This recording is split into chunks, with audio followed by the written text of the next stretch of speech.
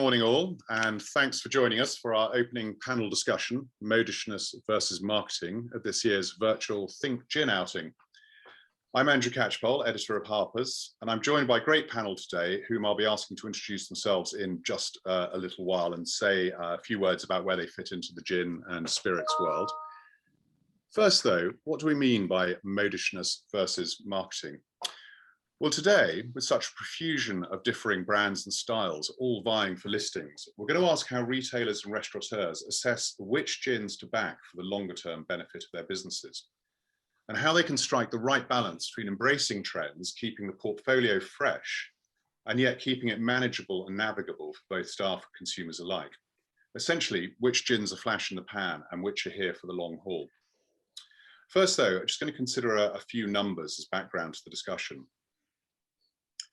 In 2020, perhaps amazingly, HMRC data drawn from a recent WSET report showed that the number of UK gin distilleries grew by 124, the first time that more than 100 have been registered in 1 year, up to over 560 distilleries. That's set against 440 in 2019 and a more modest 315 gin distilleries operating at the beginning of 2018. And despite an overall drop in gin sales from 2.6 billion in the 12 months to October 2019, that fell to 2.2 billion during 2020 to October. That's obviously a period with the on-trade closed for significant periods. Gin also during that time became the best-selling spirit online during and across the COVID lockdowns. However, IWSR data suggests growth has been tapering, and what seems to be going on, and we'll talk a little bit more about this, is that flavoured variants are continuing to drive strong growth in that sort of subcategory, while traditional unflavoured options have begun to lose some ground. At least that was happening through 2020. I haven't got more recent figures. Despite this, IWSR still predicts that gin consumption in the UK will return to strong growth, hitting over 10 million cases by 2023, against a mere 6 million consumed in 2018. I'd just like to make a final observation. Gin sales have also been an incredible showcase for premiumization, with consumers prepared to spend up, and especially on craft and artisanal products. So I think enough number crunching from me. Let's meet our panel. And just going to ask each of you to just say a few words about yourself, your job role, where you fit into the gin world. And thanks all for joining us today. Great to see you. So you're first up on my screen on the left, Nick. Okay. Could I begin with you? Yes, of course. My name's Nick. I have worked at the WSET now for, gosh, far too long. I joined in 2007. And during that period of time, I have worked mostly on all the WSET's materials. So originally, initially that was within the wine context, but for the last 7 or so years, I've been working more and more, and now exclusively really on spirits. And during that time, we have gone through a very significant overhaul of all of our spirits qualifications. And in 2019, which somehow feels not as long ago as in fact it is, because 2020 seemed to disappear in a whole. We launched our level 3 spirits, which we're very pleased with. It's and it's an incredibly kind of big and comprehensive course that covers all of kind of spirits production and styles and et cetera, et cetera. So that's the kind of the role that I'm in terms of understanding how things are the way they are and trying to explain that as clearly and as concisely as possible. That's the fun bit about what I do. Fantastic, thanks. And Rachel, introduce you to our audience, and if you could just tell them a little bit about yourself, that would be great. Absolutely. Thank you, Andrew. Thank you for inviting me to be here. My name is Rachel Hicks. I am one of the distillers and owners of Skywave Gin. We're a craft distillery based in Oxfordshire in the beautiful Bicester Heritage Site. So I'm surrounded by classic cars driving past the distillery windows all the time, so I will be distracted. We launched less than 3 years ago, and last year we were named the world's best contemporary gin for our London Dry in the World Gin Awards 2020, which fortuitously came 3 weeks before lockdown, which has got to be the worst marketing nightmare you could possibly imagine. And it's wonderful to be joined here by Aljoscha from the Oxford Wine Company, because as you'll discover later, he was the very first company to back us and to have faith in us, to put us on our shelves. So I have a very warm feeling towards the Oxford Wine Company. So I'm glad to be in such great company. Just a fantastic, quick hands up. I honestly didn't realize that connection. But that's great. So we can talk a little bit about that as well. Aljoscha, morning. Thanks for joining us. And hi. Yeah, we finally got it going. Luckily, technology, I think I had a few updates that needed to be updated. So at least it's all working now. So I work for the Oxford Wine Company. We're a multi-sites retailer and wholesaler. Also have a wine cafe. In sort of, Oxfordshire, I guess. And that's us pretty much in a nutshell. And in normal circumstances, you have a fair, a quite sizable wholesale side as well. Yes, I think we do. Yes, generally about 72% of the business is wholesale, of course, which we didn't have last year. But of course we still managed to open up a fourth site just prior to or during lockdown. So we still did quite well on retail in general. Yeah, excellent. Okay, thanks. Great. So first question, I crunched through some figures earlier, but it's a simple one. What's the panel's feeling? Are we anywhere near peak gin yet? And I don't know, Rachel, do you want to pick up on that first? Yeah, it's an interesting discussion, isn't it? And it's a discussion that's been had for, at least 2 or 3 years now. It's been going around, sometimes driven by the rum manufacturers who wish that we would have peak gin, but we haven't yet, as far as I'm concerned. It's an interesting definition, and I don't want to, everybody takes peak gin as something different, but I mean, we have seen UK sales, export sales drop last year, but that's not unsurprising. But from our point of view, and I'm talking to a lot of other distilleries, lockdown was a boom. People drank, as your introduction said, Andrew, and they drank gin. Now it's a kind of blip in the whole rise of gin, but it strikes me that we have been holding virtual gin tastings and speaking to people throughout the last 3 years of business, and they continue to be excited about the experimentation and innovation in gin. And they are also excited about some of the cask age or the premium end as well. We have both, and we are interested to see people's reaction and what is driving them and their continued sales. Our sales are continuing to go up, and we're not alone. So I think the interest in the experimentation and the innovation, we can talk about whether that provides quality later on, is still driving gin. And just the versatility and the taste of it, I think, means that we have not reached peak gin yet. We've seen that from the fact that more distilleries opened last year than any other year so far, as you mentioned. Yes, and it's I do have a figure in front of me actually. HMRC figures show that just a quick one on exports, that gin exports dropped by 100 million across 2020 to 572 million, and they're also quite a decline to the EU, but that's something obviously without a sort of crystal ball gazing, but we strongly suspect that an upward trajectory can continue as the pandemic recedes. But so okay, a very positive outlook for gin, and still we'll talk about some of those trends that are happening.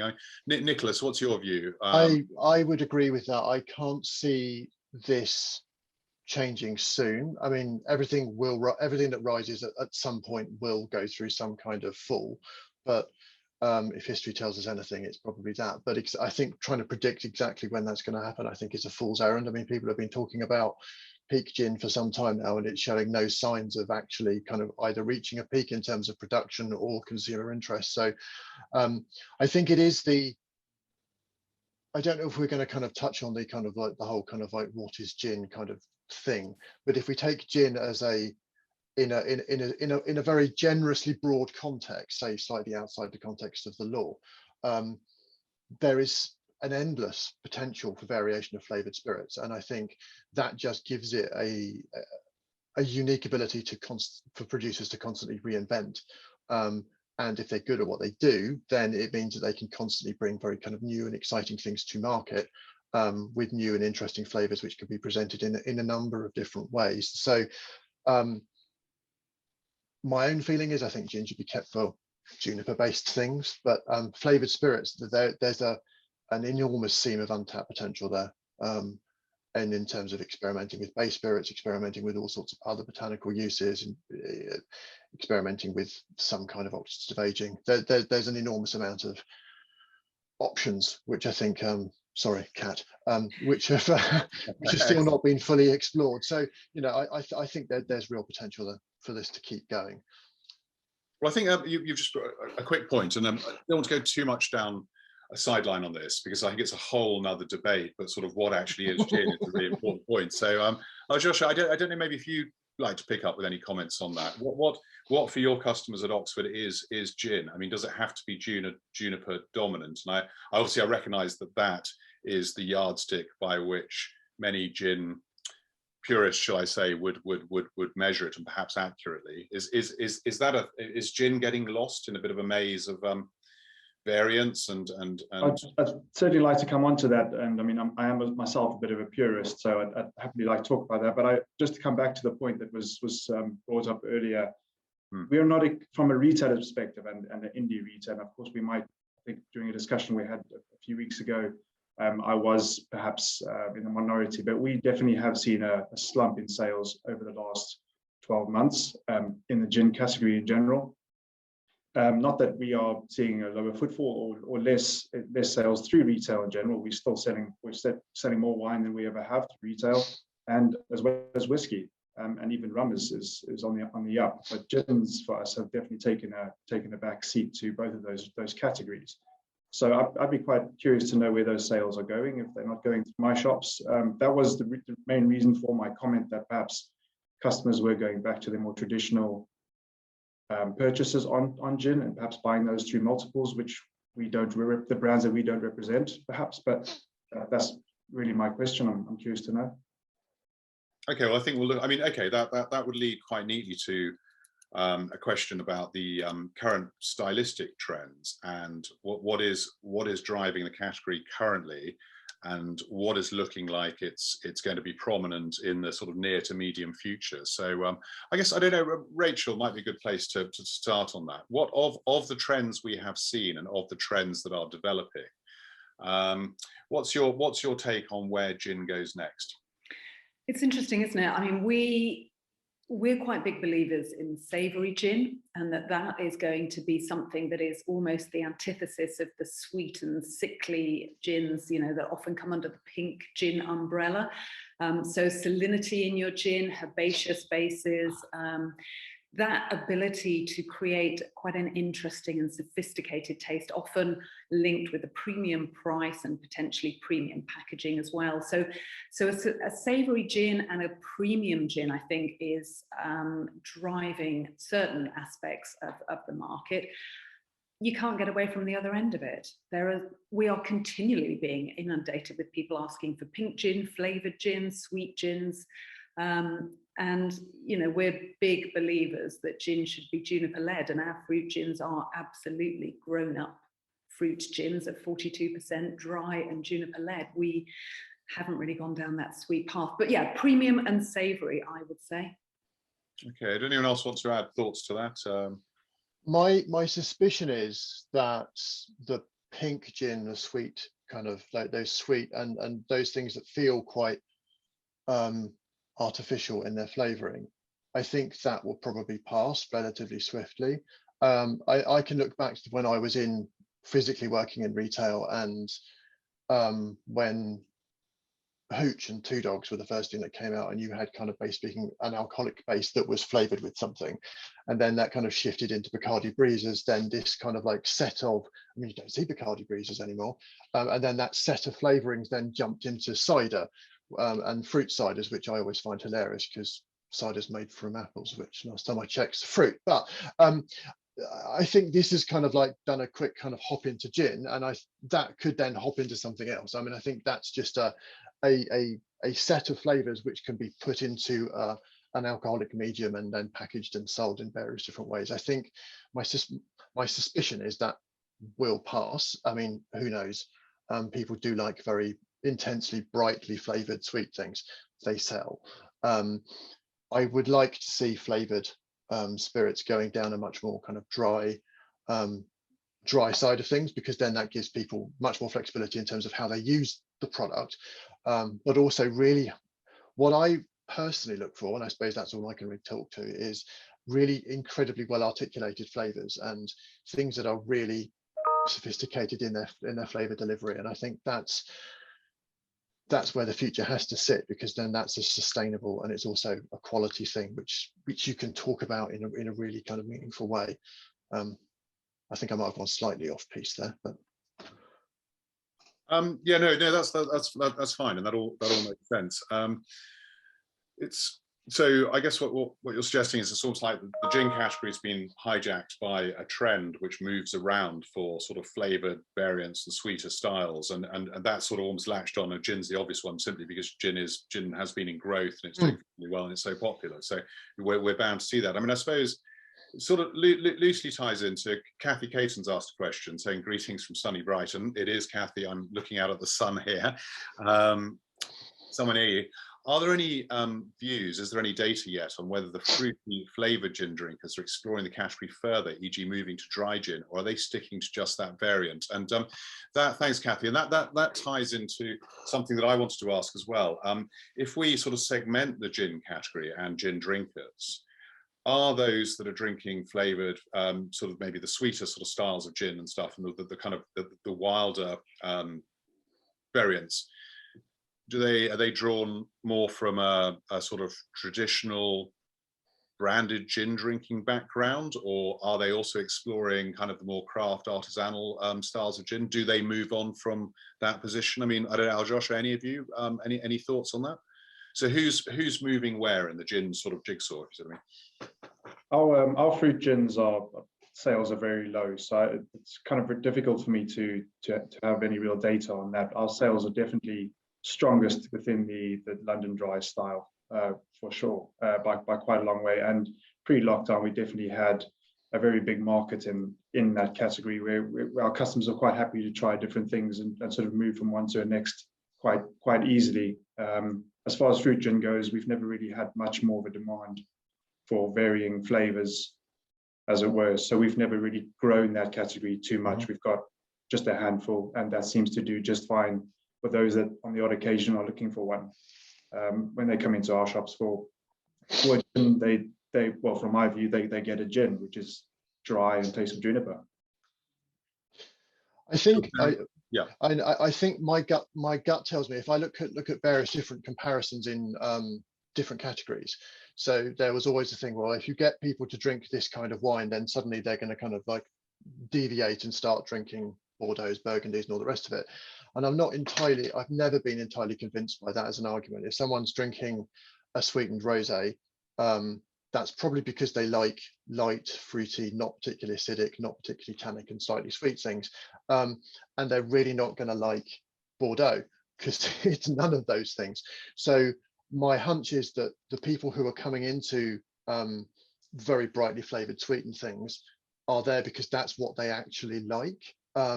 And I suspect that some absolutely will deviate and go, oh, look, well, I'm in this space now. This looks interesting. Let's try over there. And then they might go, look, and have some kind of like Damascene moment, and then off they go. And that's slightly judgy. So no, I'm going to withdraw that comment. It's not so much that they've had some kind of like revelation of truth. It's just that, you know, people's preferences can change. But I think a lot of those people are there for what they like, which is bright and sweet things, and probably they won't be particularly interested in things that are overly savory or overly kind of more alcoholic or, you know, much more structured. I'm not so sure that's what they're going to be after. Yeah, no, I understand exactly where you're coming from, and one's always cautious to not sort of damn people for chasing a style of drink that perhaps might not be to one's own taste, or, you know, lie more in as we used the term purist earlier, which can be a bad thing as well as a good thing, can't it? Sort of on a pedestal and kind of ignoring popular tastes, I think. I'm not suggesting you're doing that, Nick, but I understand exactly where you're coming from. Anna Bones, hi Anna, just ask a question which again Siegs wanted to ask next, which is What are the key things you wish consumers would understand more when exploring craft premium gins? And I think that brings us neatly onto the topic of what are craft and artisanal gins? Why is that important? And indeed, is that even being sort of diluted with so many kind of great brands like Skywave? We might pick up on you, Rachel, and also wannabes entering the market, as we've seen. So, what do we need to explain about craft or artisan? I mean, where are these terms? Do they resonate with consumers? Are they difficult to understand or not? How important are they? Well, it's worth knowing right from the outset that there's no legal definition of craft. So it can be hijacked by anybody, and has indeed been hijacked by, you know, a number of distillers who you might not imagine were what one imagines is craft gin. So for example, we had a phone call to the distillery a few weeks ago from somebody wanting a reference for a supplier because they were starting a new gin company. And we said, that's fantastic. And he said, yeah, it's going to be a new craft gin. And we said, welcome, welcome. Where are you distilling? And he said, oh no, I've got somebody doing the recipe and they're contract distilling in London, you know, 1,000 bottles a day, whatever. And we kind of said, that's not craft gin. And he said, no, but it sells well, doesn't it, if I put it on the label? Mm. And so, sorry, Nick, if I think, yeah, of course, sorry. So really, in a nutshell, it's very hard to define what craft is, but I think that people who buy a craft gin and people who put craft on the label are producing a gin that has love and devotion in it, which is a bit airy-fairy when you're paying, you know, 35, 40 pounds for a bottle, but there is that they are devoted to the craft of the gin, of creating it, that they have spent time and personally are involved in some way in that production and the evolution of the gin and of the company, and have considered the authenticity of it, the provenance of it, perhaps even the eco-credentials. In other words, that it is to some degree a product and a labour of love and skill, not just of money and marketing. So I totally get that. I think that's a very clear and understandable definition. Aljoscha, I mean, from the Oxford wine perspective, and I'm possibly thinking retail on shelves, I guess also wholesale, selling into, you know, regional restaurants and bars and so on. What can you take from that? I mean, what does a craft gin need in its DNA to actually stand up and be listened to, I suppose, by both your team and your customers? Well, I mean, I very much agree with what Rachel said. It's got to have all the various criteria and the provenance to it. This can often be quite misleading, I guess, on labels.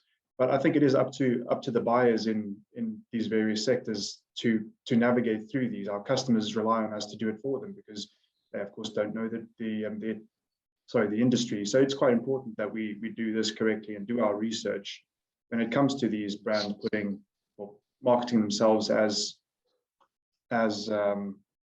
craft or artisan or whatever the case may be. It's quite important that we get that right from the outset, and that we understand what it is that we are trying to sell through our stores, in our through our staff as well.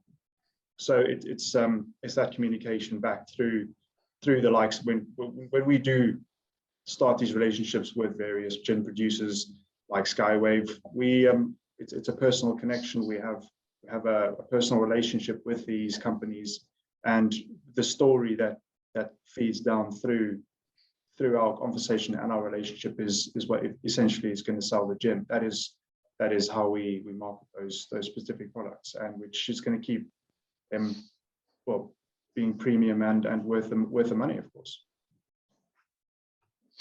Sure. I think if I was to add one more thing to that, there's one thing that I think would be great for sort of if consumers knew. And then you can almost take this from some of the examples that you have from the American craft scene, which has kind of run ahead of the UK one to an extent. And that is just basically to turn around to a distiller and say, show me your stills. And if you take that example from America, where you had the whole hoopla on, okay, different category, but with Templeton Rye, well, they didn't make a damn thing. They were just buying in juice and repackaging it. And the vast amount of rye whiskey in America is still made by MGP and repackaged.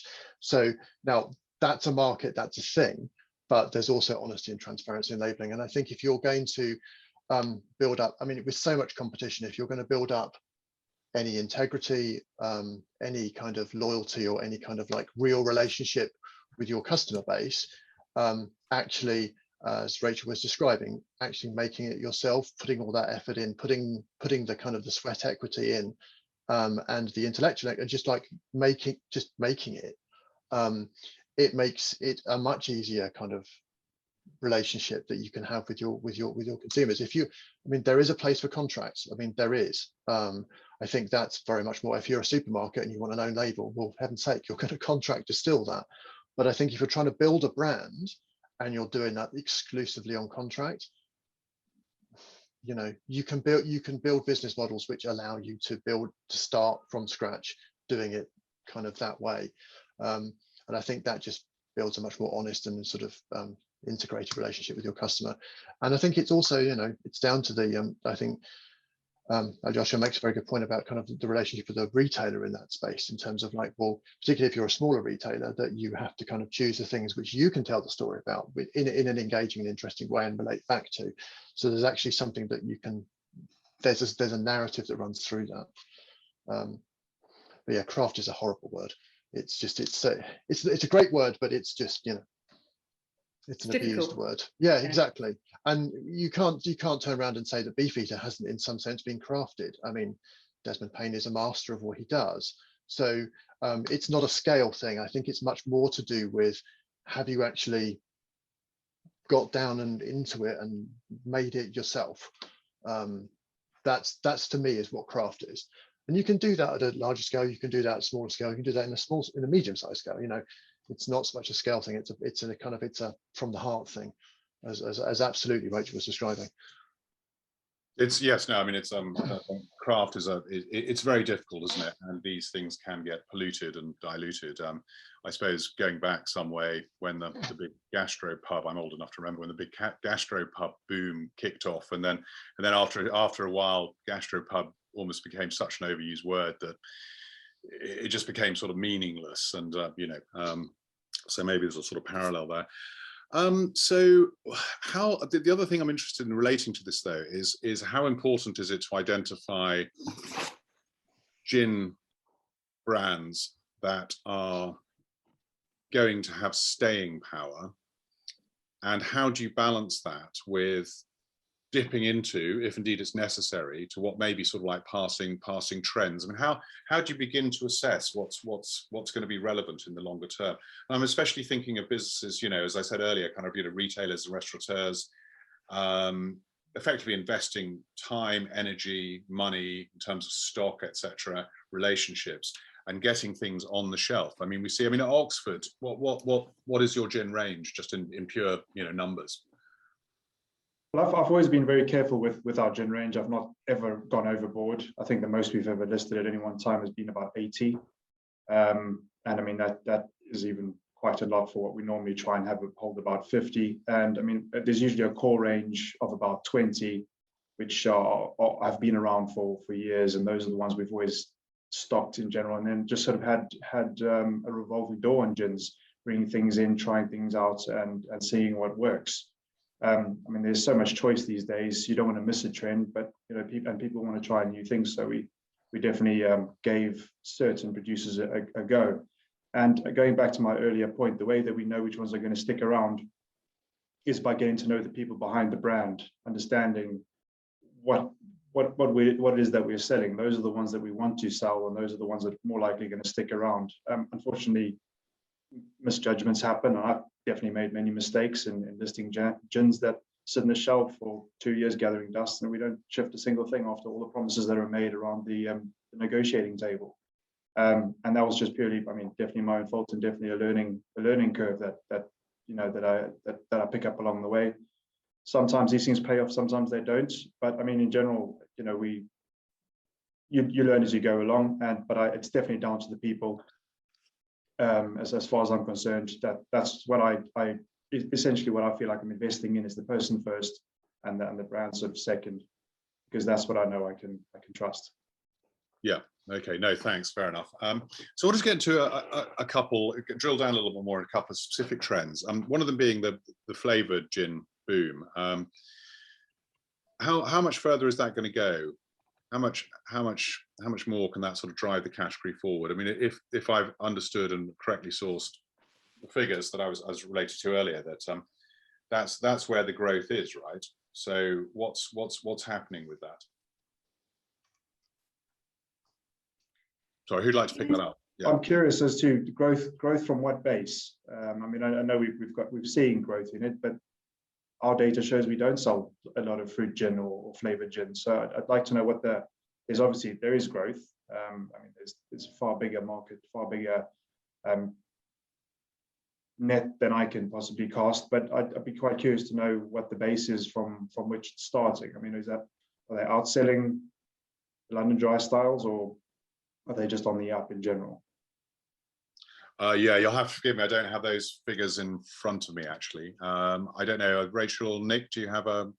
I don't have them, but I very much suspect that it's being driven by larger retailers than maybe, because I think, I mean, I don't, okay, I spent 4 years in Oxford when I was at university, but I don't know exactly the kind of your kind of sales mix, but if it's more in a certain SKU, then maybe some of that trend is just kind of isn't necessarily within the demographic of the people that are buying into that. I don't know. I'm speculating horribly wildly, but I suspect that there's a certain kind of consumer that is buying into that, and if that's being championed by larger retailers, then they can probably turn that volume.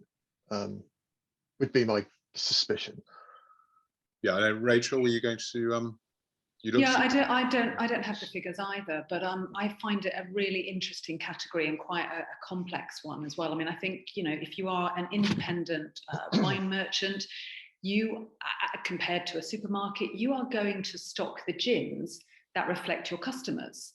And, you know, in a supermarket, you've got a wide demographic. If you've gone into an independent or smaller wine merchant, it's a different demographic, isn't it? So, you know, they're going to want something different. And I can understand that, you know, high-end wine merchants are not necessarily going to stock the fruit gins. Having said that, what we're finding with our customers is that very often, if we're doing tasting somewhere, and we've got a raspberry and rhubarb, which is our dry at 42%, and our lovely London dry, which has won all these lovely medals. The couple will come up, the man will say, I'll have the proper gin, darling, you try the pink one, and then they'll swap.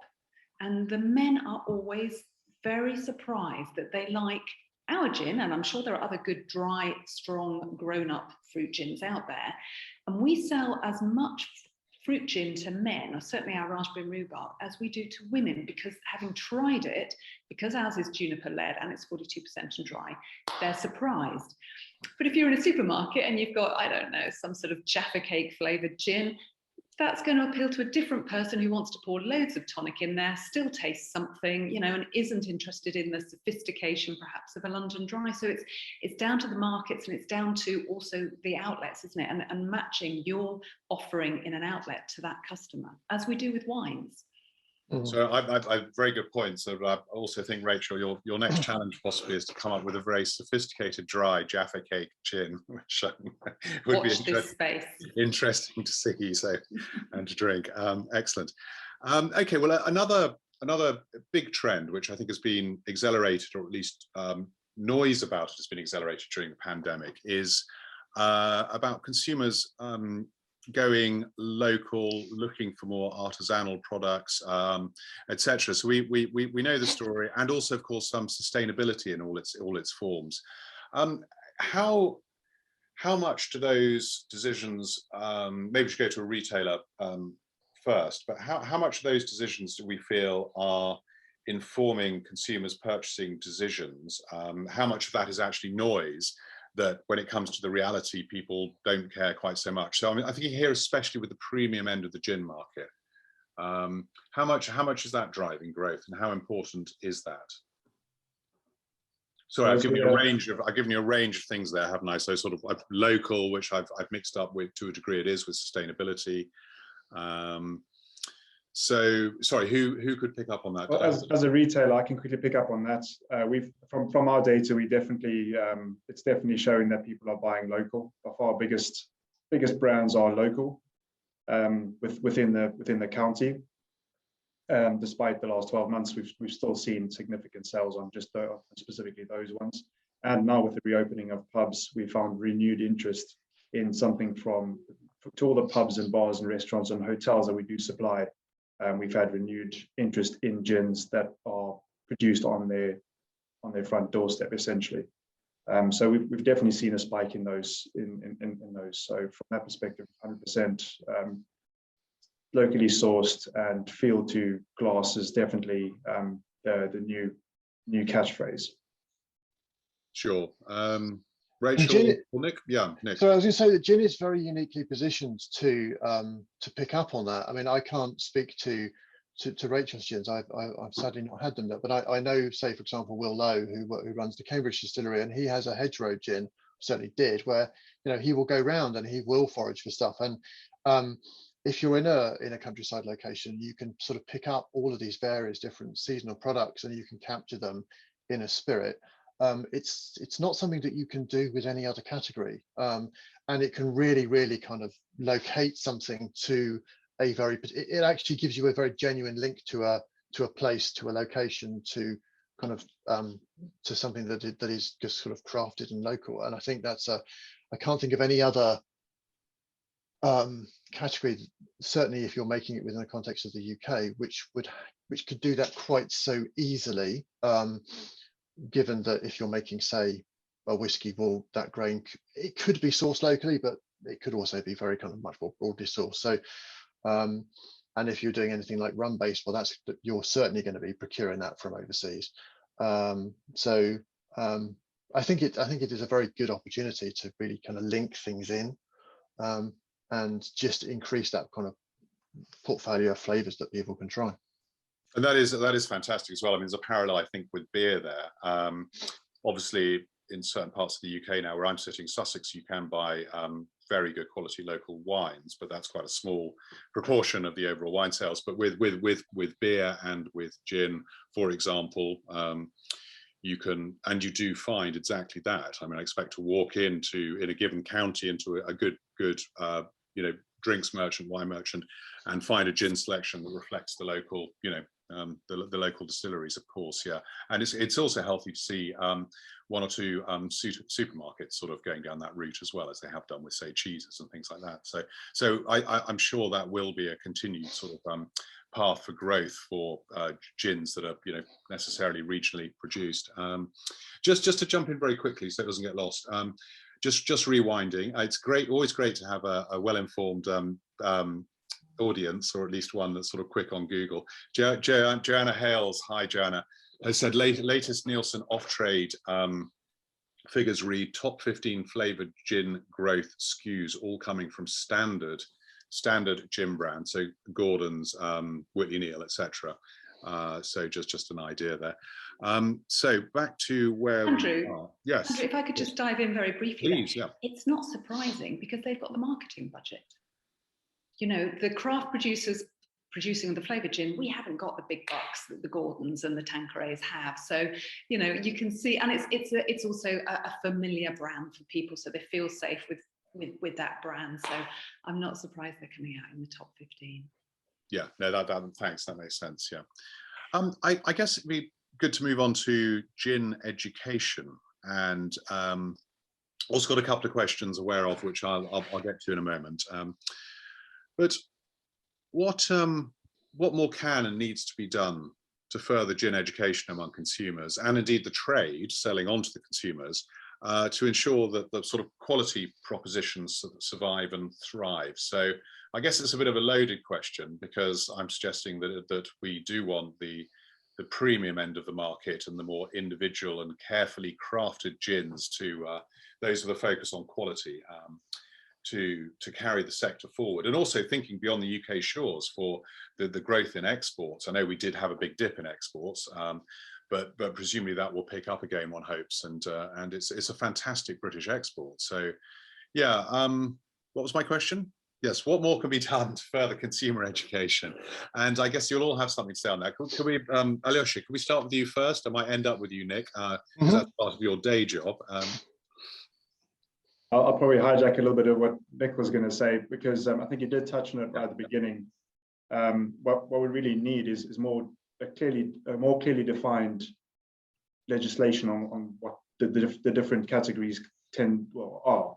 Essentially, I think that's what we really need as far as education. At the moment, the lines are so blurred that customers don't know what they're actually getting when they're buying a artisanal gin.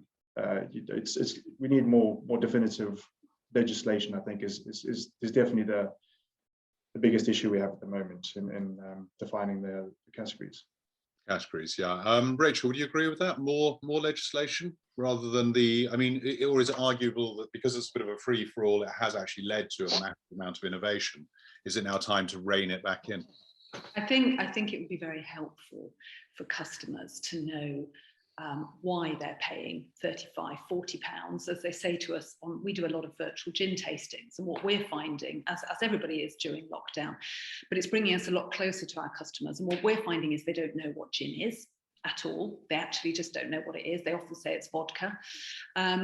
So they don't even know the very basics, even though they've paid and they are keen to be tasting gin. But what often we hear is, why would I want to spend 40 pounds on a bottle of gin when I can go to Lidl and buy one for 18? You know, and if that is what they want to buy, then absolutely that's what they should drink.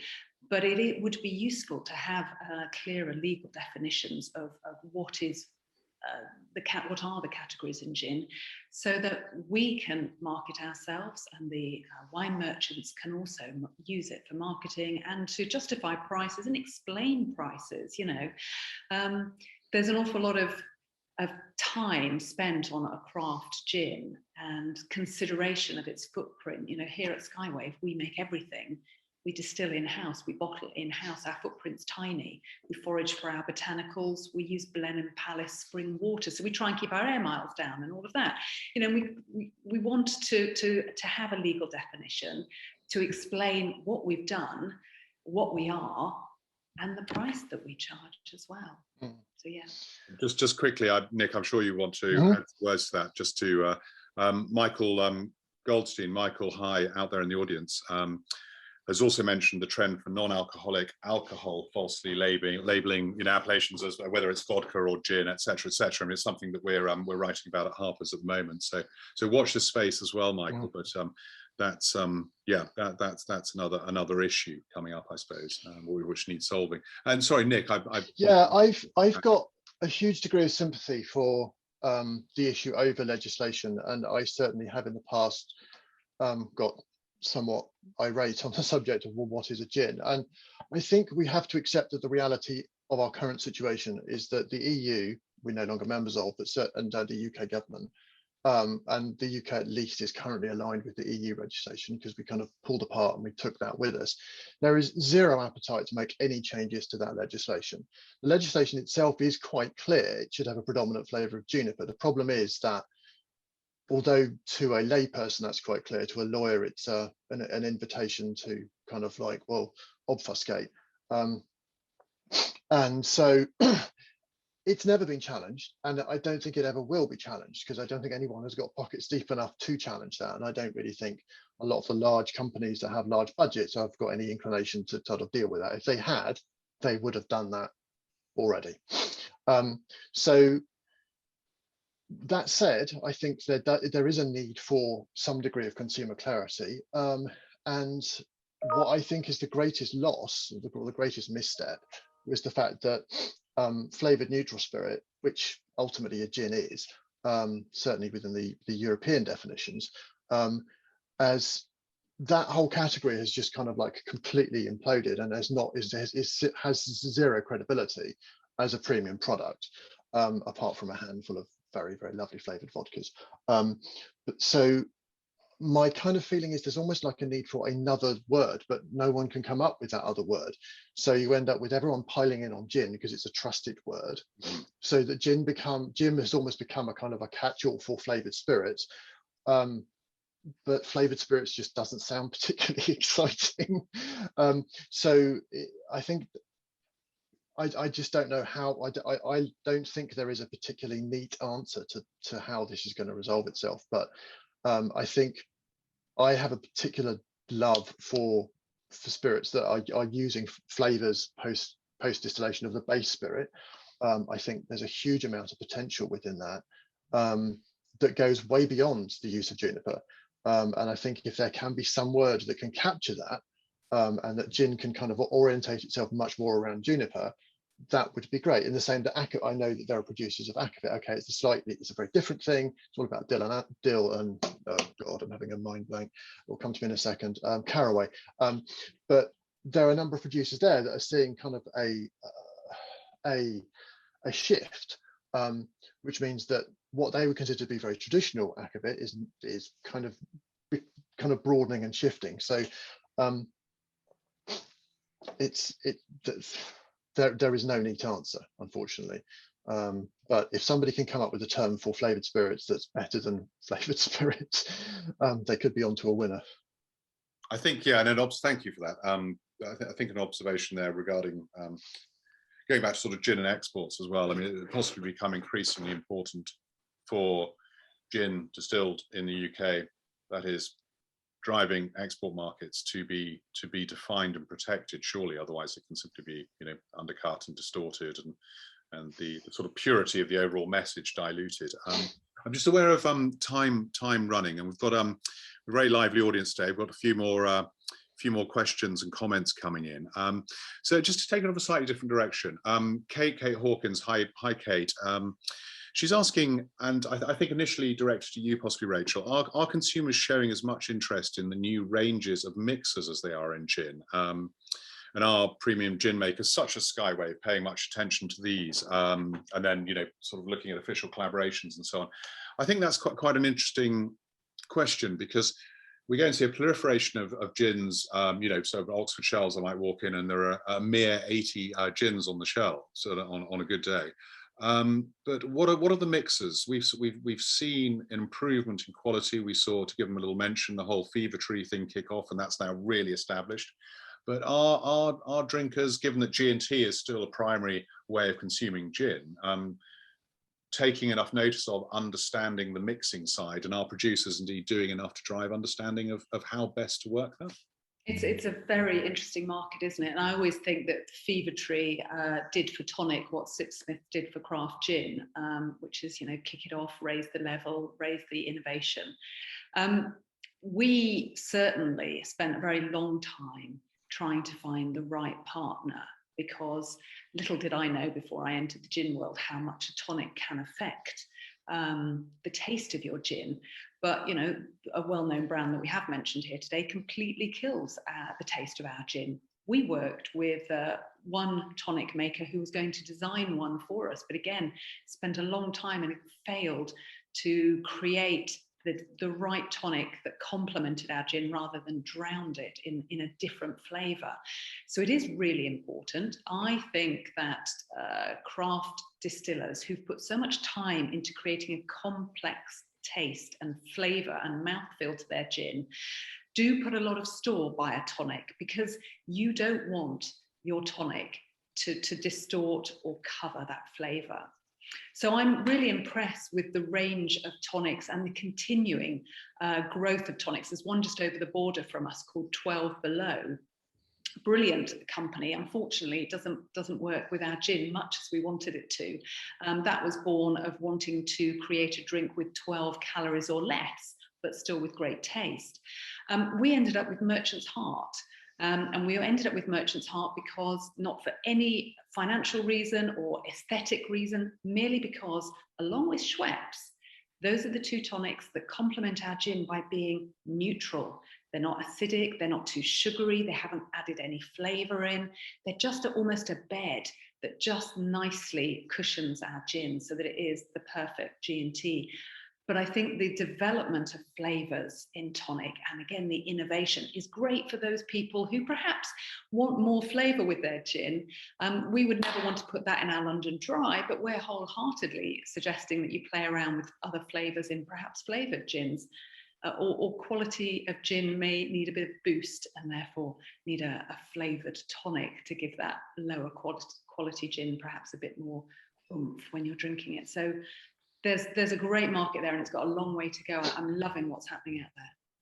Yeah. Okay. No, thanks. And that because that would be one of my questions to you isn't a very neutral tonic basically a good catch-all to have, say, for me at home or anyone out there when I'm playing around with all these different gins that I'm either buying or lucky enough to be sent, you know, what could seem like hundreds of samples a week, which is fantastic. Do keep them rolling. I'll try them all.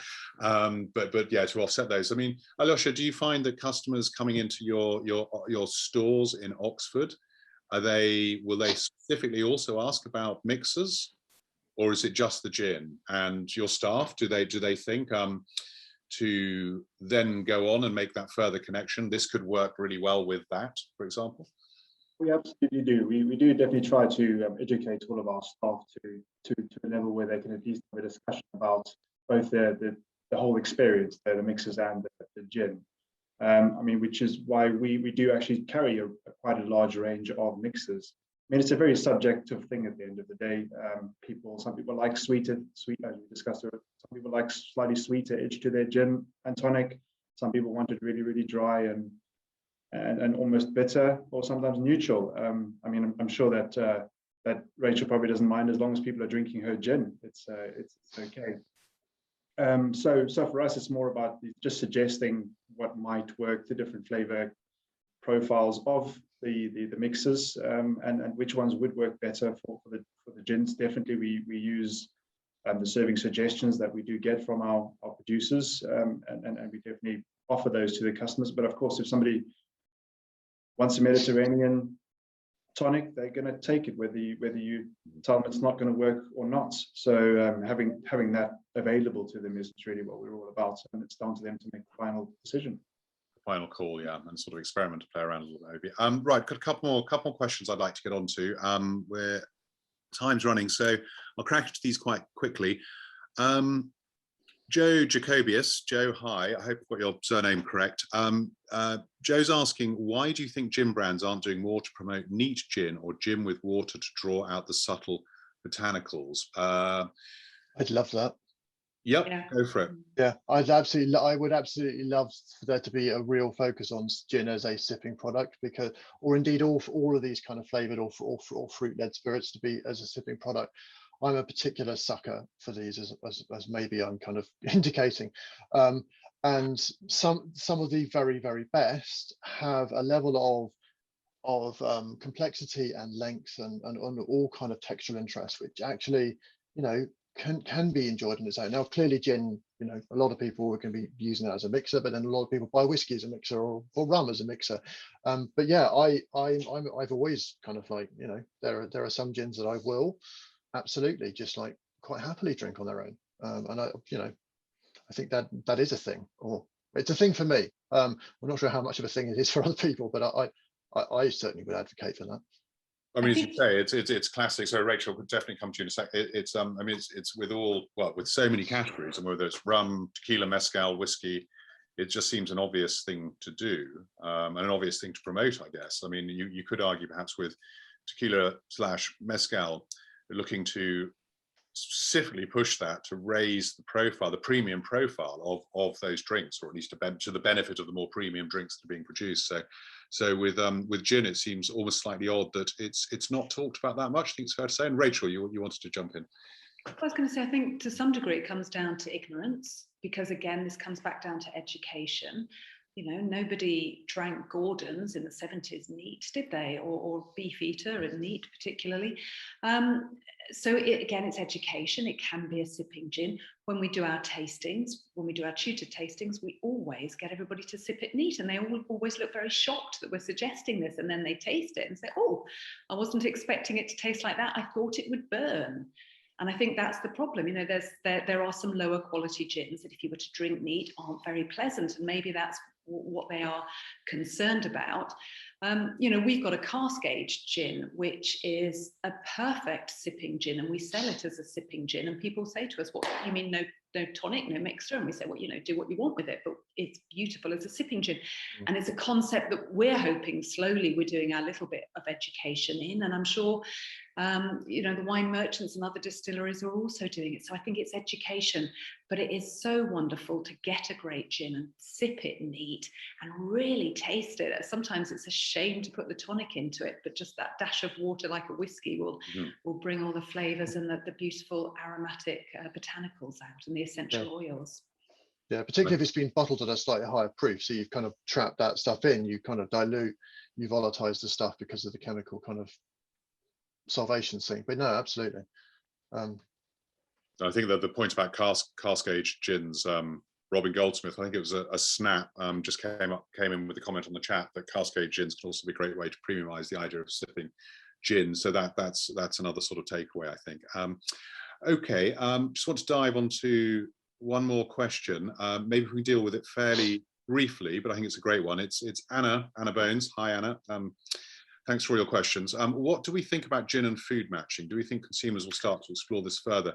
I personally haven't been involved, I have to say, in gin and food matching. I've done it with pretty much every other alcohol liquid I can think of. It may just be that I've somehow missed on that. But is there much work being done out there, and could there be more?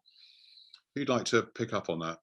Okay, so I don't mind if you don't mind if I start. I've looking through the brief that you sent us ahead of today, Andrew, that was the first thing that I wrote down as to, you know, what next for gin. It strikes me we've had 2,000 years of wine, beautiful flights of wine pairing with food. We should be looking at gin pairings. You know, if you go to Gymkhana, if you're lucky enough to go to Gymkhana, the fabulous Indian restaurant in London, you will have a flight of gins with your Indian meal. Now, we shouldn't limit it necessarily to a curry, but that is the kind of innovation, the exciting future of food pairing and gins. There's no reason why it should be stuck as an aperitif. It should definitely be something that we look at with wine, with food, and I would love to work with more chefs, and we are being approached by chefs to create gins and cocktails that go with their food or their brunch menus that they're sending out. So it's definitely beginning to move that way, and I would love it to move faster and more forward in that direction. Excellent. So that's quite neat. Does anyone else want to add to that? I mean, is this something that you could promote at Oxford Wine Company, Aljoscha, to or perhaps already do? Have you done any of this, or do you try and persuade your customers? Unfortunately, I've not been involved in any gin and food matching pairing events at all. Perhaps something we should look at in the future, definitely. I mean, I'd be curious to understand the inner workings of a chef that manages to piece those together, but that might be really interesting to kind of get into. I think delve into for sure. I'd be keen. But I think there were Rachel was saying with the idea of obviously cocktails, as well as I think your Gymkhana example was possibly neat gins. I'm not sure, different styles. Yes, but cocktails increasingly coming to the table with dishes as well. So it seems like there is a sort of fertile, albeit perhaps from a small base kind of area for growth there. And Rachel, I think you said, you know, my final question today was going to be to what next for the gin category as a whole, and you were saying that was the first thing you jotted down as a sort of answer to all of this. Perhaps I could just float that one around the panel now, the rest of the panel. So, Aljoscha, what do you think next for the gin panel? The gin category as a whole. Where's it going to go next? If we could ask you to do a little bit of crystal ball gazing. The RTDs, doesn't it? That's where I think it's going to go. With us now finally being allowed to meet outside with friends. I mean, especially in the short term, I feel that we're definitely seeing an uptake in our single serve sales across the range. We don't actually have any gin and tonics in the RTD category that we actually stock just yet, but that's definitely something I feel like we're missing out on. I think that is definitely a category that is going to boom in the next 12 months for sure. Yeah, so I would sort of second that, but I mean it depends on exactly what we're meaning by RTD, but certainly batch cocktails are and that kind of slightly more sort of like, actually this is a really nicely made cocktail. I think there is real market growth for that. I think people have, I mean, a number of bars have kind of obviously experimented with that as they've kind of been shut down, unfortunately. And I think I think that could actually become quite an established part. I don't think it's going to be huge, potentially, but I think it could be quite established. Great, no, thanks, that's good. We just had a comment in from Angus Lugsden. Hi, Angus, who's saying that we have seen real growth with gin and food pairing and have hosted a number of gin and gastronomy events pairing each dish with neat gin or gin cocktail. They've been working with the Voyager series of, the Voyager series gins, yes, are an extension of this, working with top chefs and winemakers. So it's anecdotal, but obviously, you know, activity, gin and food pairing in various forms is picking up. Excellent. Well, I think we've covered a lot of ground today. Does anyone want to jump in with any sort of final comments about where the gin category is going next, or are we're all good on what we said? So yeah, covered a lot of ground today. We have so we've got a couple more sessions coming up today as part of our Think Gin, especially a Think Gin Roundtable looking at ethical botanicals with panelists John Vine, Nick Gillet and James Phillip, respectively from Waitrose, Mangrove UK and Gerard Burns, which is at 12:30. For you audience out there, if you want to delve into another roundtable or panel discussion, this time looking at the sort of ethical and sustainable side of things. For me, I'd just like to thank the audience, the many of you for tuning in, and a lot of comments and chat and Q&A, which has been great. We tried to cover as many questions as possible. Very much thank Nick, Rachel, and Aljoscha for joining me on the panel and some really good contributions today. And for me, thank you very much all. And yeah, it's been good to see you virtually. Hopefully next time and next year we'll be back to running Think Gin as a physical event, yes, cross fingers, with a lot of tasting as well, so we can actually back up what we're saying and meet the producers and do it all a little more normally. But thank goodness for technology these past 12 months. Okay, thank you very much, everyone. Thank you very much indeed. Cheers. Thank you. Cheers. Bye. Bye-bye. Cheers all, thanks.